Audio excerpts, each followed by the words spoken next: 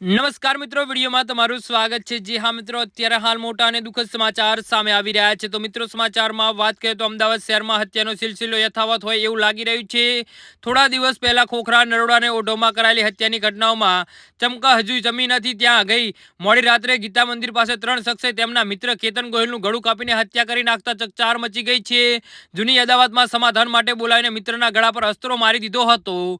જી હા મિત્રો, અત્યારે હાલ મોટા અને દુઃખદ સમાચાર સામે આવી રહ્યા છે। તો મિત્રો, સમાચારમાં વધુ વિગતવાર વાત કરીએ તો ગીતા મંદિર વિસ્તારમાં આવેલા વાસુદેવ ધનજીની ચાલીમાં રહેતા ધર્મેન્દ્ર ગોહિલે કાગડાપીઠ પોલીસ સ્ટેશન વિસ્તારમાં 3 આરોપીઓ વિરુદ્ધ હત્યાની ફરિયાદ કરી છે। ધર્મેન્દ્રના નાના ભાઈ કેતનની ગઈકાલે કર્ણપીક હત્યા કરવામાં આવી હતી।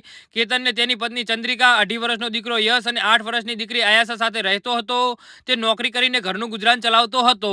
જી હા મિત્રો, અત્યારે હાલ મોટા અને દુઃખદ સમાચાર સામે આવી રહ્યા છે। સૂત્રના જણાવ્યા મુજબ થોડા દિવસ પહેલા કેતન અને જગદીશ વચ્ચે સામાન્ય બોલાચાલી થઈ હતી, જેની અદાવત રાખીને તેની હત્યા કરવામાં આવી હતી।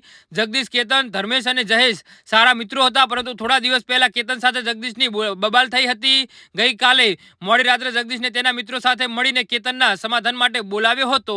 જી હા મિત્રો, તો આના વિશે તમારું શું કહેવું છે તો નીચે મારી કમેન્ટ બોક્સમાં જરૂરથી જણાવજો। વિડીયો પૂરો જોવા બદલ તમારો